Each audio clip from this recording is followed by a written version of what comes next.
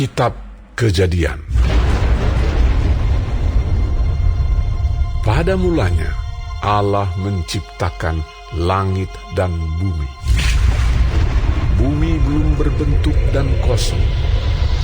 Gelap gulita menutupi samudra raya, dan roh Allah melayang-layang di atas permukaan air. Berfirmanlah Allah, "Jadilah terang." Lalu terang itu jadi.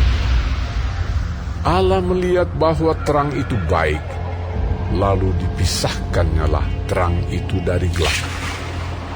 Dan Allah menamai terang itu siang, dan gelap itu malam. Jadilah petang dan jadilah pagi. Itulah hari pertama. Berfirmanlah Allah, "Jadilah cakrawala di tengah segala air untuk memisahkan air dari air."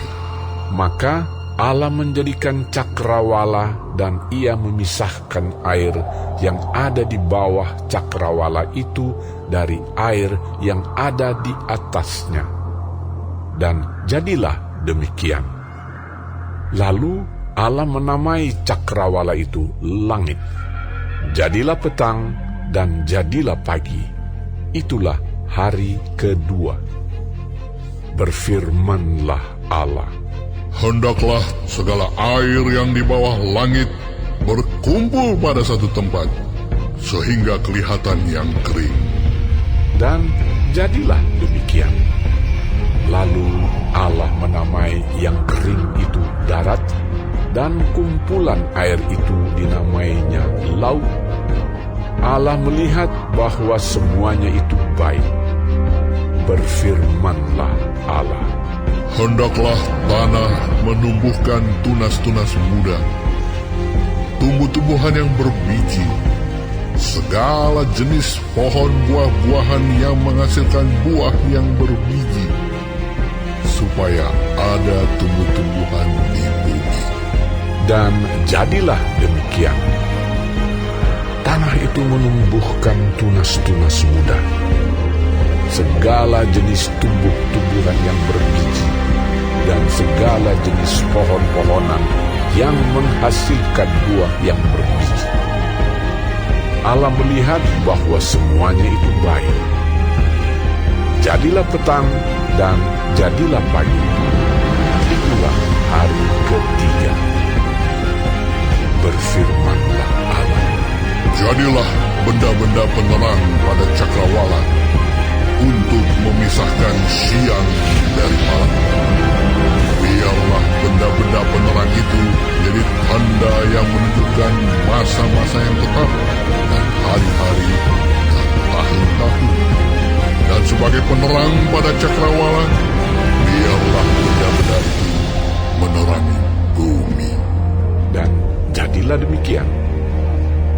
Maka Allah menjadikan kedua benda penerang yang besar itu, yakni yang lebih besar untuk menguasai siang dan yang lebih kecil untuk menguasai malam, dan menjadikan juga bintang-bintang. Allah menaruh semuanya itu di cakrawala untuk menerangi bumi, dan untuk menguasai siang dan malam, dan untuk memisahkan terang dari gelap. Allah melihat bahwa semuanya itu baik. Jadilah petang dan jadilah pagi. Itulah hari keempat. Berfirmanlah Allah, "Hendaklah dalam air berkeriapan makhluk yang hidup, dan hendaklah burung beterbangan di atas bumi melintasi cakrawala." Maka Allah menciptakan binatang-binatang laut yang besar, dan segala jenis makhluk hidup yang bergerak, yang berkeriapan dalam air, dan segala jenis burung yang bersayap. Allah melihat bahwa semuanya itu baik. Lalu Allah memberkati semuanya itu. Firman-Nya, "Berkembang biaklah dan bertambah banyaklah, serta penuhilah air dalam laut, dan hendaklah burung-burung di bumi bertambah banyak. Jadilah petang dan jadilah pagi. Itulah hari kelima. Berfirmanlah Allah, Hendaklah bumi mengeluarkan segala jenis makhluk yang hidup, ternak dan binatang melata, dan segala jenis binatang liar. dan jadilah demikian. Allah menjadikan segala jenis binatang liar dan segala jenis ternak dan segala jenis binatang melata di muka bumi. Allah melihat bahwa semuanya itu baik. Berfirmanlah Allah, Baiklah kita menjadikan manusia menurut gambar dan rupa kita, supaya mereka berkuasa atas ikan-ikan di laut dan burung-burung di udara, dan atas ternak, dan atas seluruh bumi, dan atas segala binatang melata yang merayap di bumi. Maka Allah menciptakan manusia itu menurut gambarnya, menurut gambar Allah diciptakannya dia. Laki-laki dan perempuan diciptakannya mereka. Allah memberkati mereka. Lalu Allah berfirman kepada mereka, Beranak cuculah dan bertambah banyak. Penuhilah bumi dan taklukkanlah itu. Berkuasalah atas ikan-ikan di laut dan burung-burung di udara, dan atas segala binatang yang merayap di bumi. Berfirmanlah Allah, Lihatlah, aku memberikan kepadamu segala tumbuh-tumbuhan yang berbiji di seluruh bumi, dan segala pohon-pohonan yang buahnya berbiji, itulah akan menjadi makananmu. Tetapi kepada segala binatang di bumi, dan segala burung di udara, dan segala yang merayap di bumi yang bernyawa, kuberikan segala tumbuh-tumbuhan hijau menjadi makanannya. dan jadilah demikian. Maka Allah melihat segala yang dijadikannya itu sungguh amat baik. Jadilah petang dan jadilah pagi. Itulah hari keenam.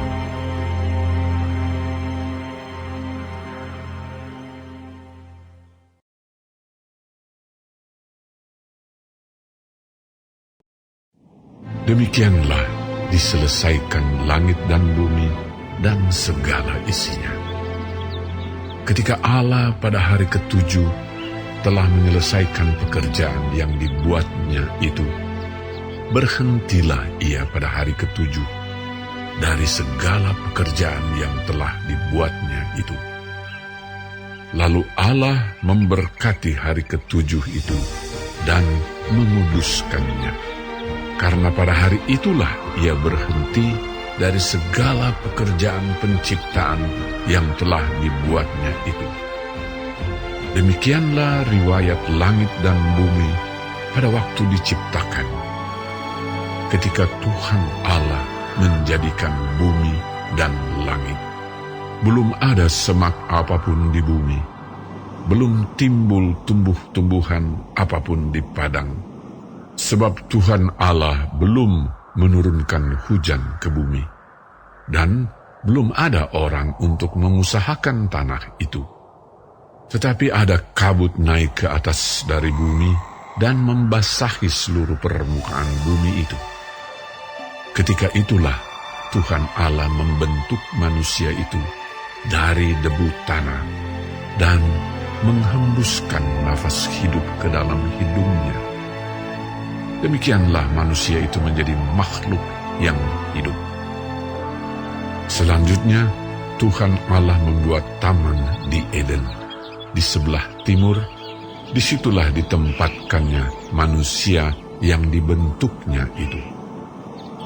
Lalu Tuhan Allah menumbuhkan berbagai-bagai pohon dari bumi, yang menarik dan yang baik untuk dimakan buahnya. Dan pohon kehidupan di tengah-tengah taman itu, serta pohon pengetahuan tentang yang baik dan yang jahat.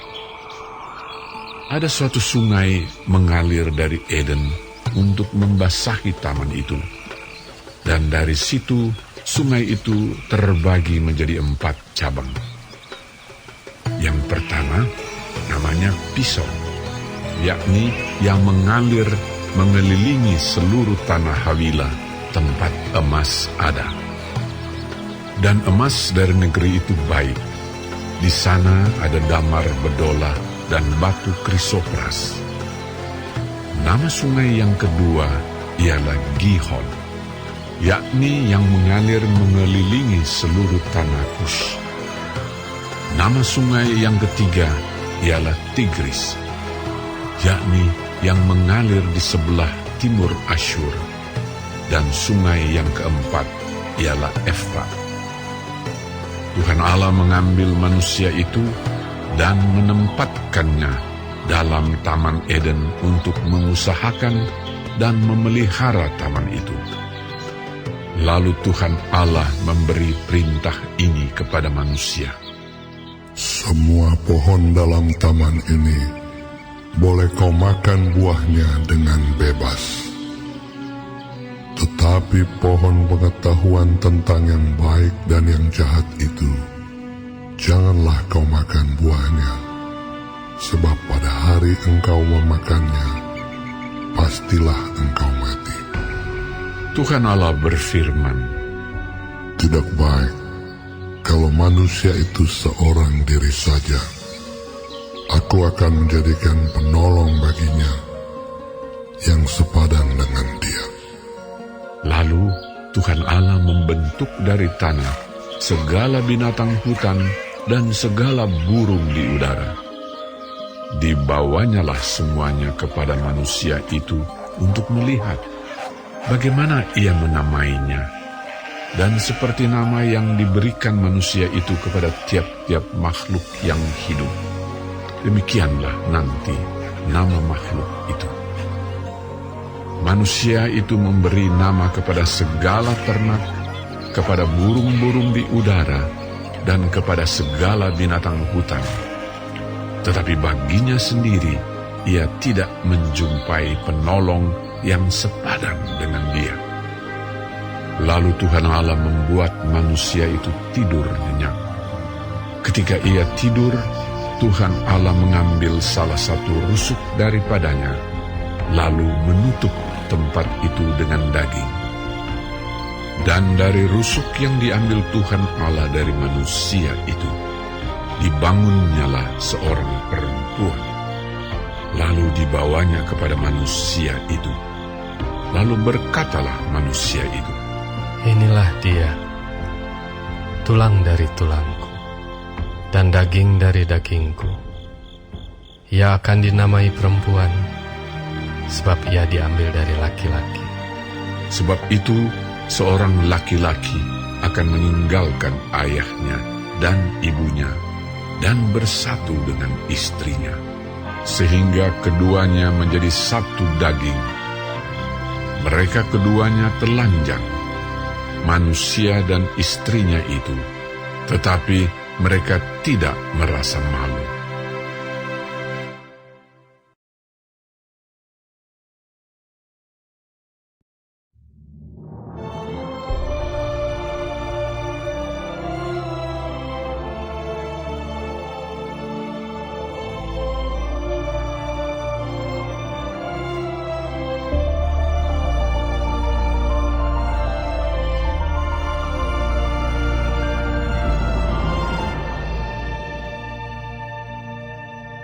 Kitab Lukas.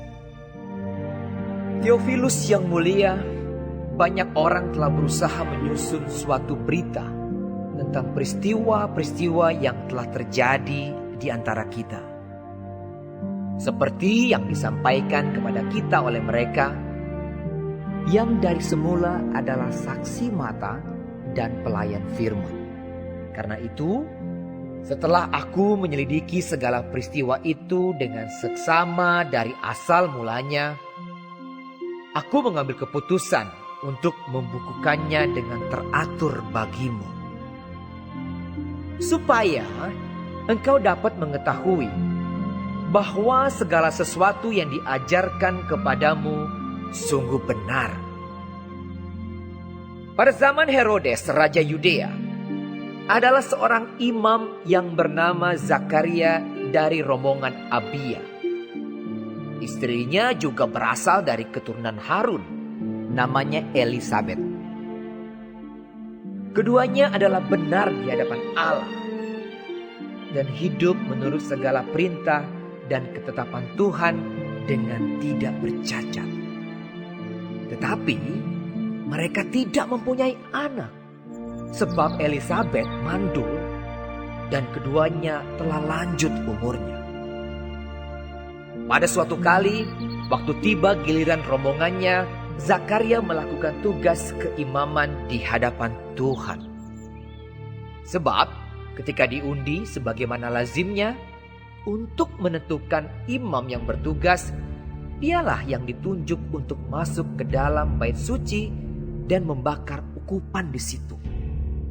Sementara itu seluruh umat berkumpul di luar dan sembahyang. Waktu itu adalah waktu pembakaran ukupan. Maka tampaklah kepada Zakaria seorang malaikat Tuhan berdiri di sebelah kanan mezbah pembakaran ukupan. Melihat hal itu ia terkejut dan menjadi takut. Tetapi malaikat itu berkata kepadanya, "Jangan takut, hai Zakaria, sebab doamu telah dikabulkan, dan Elisabet istrimu akan melahirkan seorang anak laki-laki bagimu, dan haruslah engkau menamai dia Yohanes. Engkau akan bersukacita dan bergembira, bahkan banyak orang akan bersukacita atas kelahirannya itu. Sebab ia akan besar di hadapan Tuhan, dan ia tidak akan minum anggur atau minuman keras, dan ia akan penuh dengan Roh Kudus mulai dari rahim ibunya. Ia akan membuat banyak orang Israel berbalik kepada Tuhan Allah mereka. Dan ia akan berjalan mendahului Tuhan dalam roh dan kuasa Elia, untuk membuat hati bapa-bapa berbalik kepada anak-anaknya, dan hati orang-orang durhaka kepada pikiran orang-orang benar, dan dengan demikian menyiapkan bagi Tuhan suatu umat yang layak baginya." Lalu kata Zakaria kepada malaikat itu, "Bagaimanakah aku tahu bahwa hal ini akan terjadi? Sebab aku sudah tua dan istriku sudah lanjut umurnya." Jawab malaikat itu kepadanya, "Akulah Gabriel yang melayani Allah, dan aku telah diutus untuk berbicara dengan engkau dan untuk menyampaikan kabar baik ini kepadamu. Sesungguhnya engkau akan menjadi bisu dan tidak dapat berkata-kata sampai kepada hari di mana semuanya ini terjadi, karena engkau tidak percaya akan perkataanku yang akan nyata kebenarannya pada waktunya." Sementara itu orang banyak menanti-nantikan Zakaria. Mereka menjadi heran bahwa ia begitu lama berada dalam bait suci. Ketika ia keluar, ia tidak dapat berkata-kata kepada mereka dan mengertilah mereka bahwa ia telah melihat suatu penglihatan di dalam bait suci. Lalu ia memberi isyarat kepada mereka, sebab ia tetap bisu. Ketika selesai jangka waktu tugas jabatannya, ia pulang ke rumah. Beberapa lama kemudian Elisabet istrinya mengandung, dan selama 5 bulan ia tidak menampakkan diri. Katanya, "Inilah suatu perbuatan Tuhan bagiku, dan sekarang ia berkenan menghapuskan aibku di depan orang." Dalam bulan yang ke-6, Allah menyuruh malaikat Gabriel pergi ke sebuah kota di Galilea bernama Nazaret, kepada seorang perawan yang bertunangan dengan seorang bernama Yusuf dari keluarga Daud. Nama perawan itu Maria. Ketika malaikat itu masuk ke rumah Maria, ia berkata, "Salam, hai engkau yang dikaruniai, Tuhan menyertai engkau." Maria terkejut mendengar perkataan itu, lalu bertanya di dalam hatinya, apakah arti salam itu? Kata malaikat itu kepadanya, Jangan takut, hai Maria, sebab engkau beroleh kasih karunia di hadapan Allah. Sesungguhnya engkau akan mengandung dan akan melahirkan seorang anak laki-laki, dan hendaklah engkau menamai dia Yesus.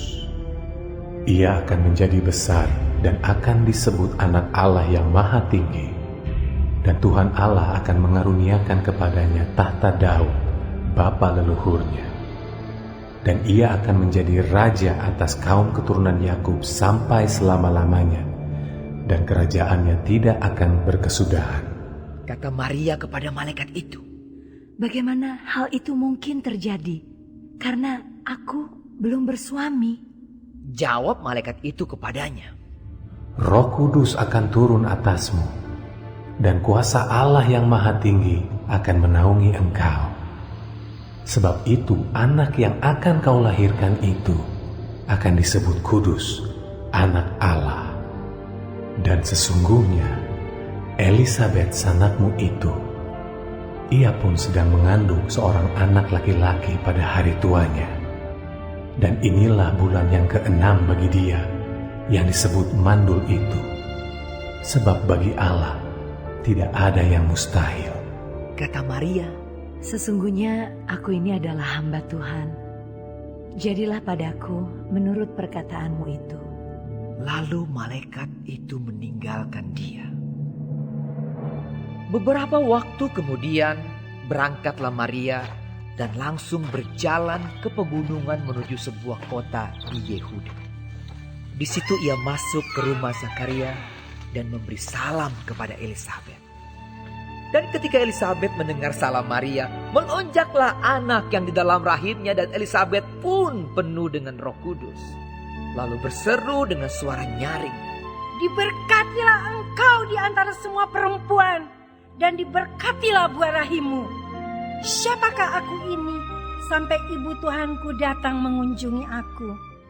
Sebab sesungguhnya ketika salammu sampai kepada telingaku, anak yang di dalam rahimku melonjak kegirangan. Dan berbahagialah ia yang telah percaya, sebab apa yang dikatakan kepadanya dari Tuhan akan terlaksana. lalu kata Maria, Jiwaku memuliakan Tuhan, dan hatiku bergembira karena Allah, Juru Selamatku. Sebab ia telah memperhatikan kerendahan hambanya. Sesungguhnya mulai dari sekarang, segala keturunan akan menyebut aku berbahagia. Karena Yang Maha Kuasa telah melakukan perbuatan-perbuatan besar kepadaku, dan namanya adalah kudus. Dan rahmatnya turun-temurun atas orang yang takut akan dia. Ia memperlihatkan kuasanya dengan perbuatan tangannya, dan mencerai-beraikan orang-orang yang congkak hatinya. Ia menurunkan orang-orang yang berkuasa dari tahtanya, dan meninggikan orang-orang yang rendah. Ia melimpahkan segala yang baik kepada orang yang lapar, dan menyuruh orang yang kaya pergi dengan tangan hampa. Ia menolong Israel hambanya, karena ia mengingat rahmatnya, seperti yang dijanjikannya kepada nenek moyang kita, kepada Abraham dan keturunannya untuk selama-lamanya. Dan Maria tinggal kira-kira 3 bulan lamanya bersama dengan Elisabet, lalu pulang kembali ke rumahnya. Kemudian genaplah bulannya bagi Elisabet untuk bersalin, dan ia pun melahirkan seorang anak laki-laki. Ketika tetangga-tetangganya serta sanak saudaranya mendengar bahwa Tuhan telah menunjukkan rahmatnya yang begitu besar kepadanya, bersukacitalah mereka bersama-sama dengan dia. Maka datanglah mereka pada hari yang ke-8 untuk menyunatkan anak itu, dan mereka hendak menamai dia Zakaria menurut nama bapaknya. Tetapi ibunya berkata, Jangan, ia harus dinamai Yohanes. kata mereka kepadanya. Tidak ada di antara sanak saudaramu yang bernama demikian. Lalu mereka memberi isyarat kepada bapaknya untuk bertanya nama apa yang hendak diberikannya kepada anaknya itu. ia meminta batu tulis, lalu menuliskan kata-kata ini. Namanya adalah Yohanes. Dan mereka pun heran semuanya. Dan seketika itu juga terbukalah mulutnya dan terlepaslah lidahnya. Lalu ia berkata-kata dan memuji Allah. Maka ketakutanlah semua orang yang tinggal di sekitarnya. Dan segala peristiwa itu menjadi buah tutur di seluruh pegunungan Yudea. Dan semua orang yang mendengarnya merenungkannya dan berkata, Menjadi apakah anak ini nanti? sebab tangan Tuhan menyertai dia. Dan Zakaria ayahnya penuh dengan Roh Kudus lalu bernubuat. Katanya, Terpujilah Tuhan Allah Israel, sebab ia melawat umatnya dan membawa kelepasan baginya. Ia menumbuhkan sebuah tanduk keselamatan bagi kita di dalam keturunan Daud, hambanya itu. Seperti yang telah difirmankannya sejak purbakala oleh mulut nabi-nabinya yang kudus. Untuk melepaskan kita dari musuh-musuh kita. Dan dari tangan semua orang yang membenci kita. Untuk menunjukkan rahmatnya kepada nenek moyang kita. Dan mengingat akan perjanjiannya yang kudus. Yaitu sumpah yang diucapkannya kepada Abraham, bapa leluhur kita. Bahwa ia mengaruniai kita. Supaya kita terlepas dari tangan musuh. Dapat beribadah kepadanya tanpa takut. Dalam kekudusan dan kebenaran di hadapannya seumur hidup kita. Dan engkau, hai anakku, akan disebut Nabi Allah yang Maha Tinggi. Karena engkau akan berjalan mendahului Tuhan untuk mempersiapkan jalan baginya. Untuk memberikan kepada umatnya pengertian akan keselamatan yang berdasarkan pengampunan dosa-dosa mereka. Oleh rahmat dan belas kasihan dari Allah kita. Dengan mana ia akan melawat kita. Surya pagi dari tempat yang tinggi. Untuk menyinari mereka yang diam dalam kegelapan. Dan dalam naungan maut. Untuk mengarahkan kaki kita kepada jalan damai sejahtera. adapun anak itu bertambah besar dan makin kuat rohnya. Dan ia tinggal di padang gurun sampai kepada hari ia harus menampakkan diri kepada Israel.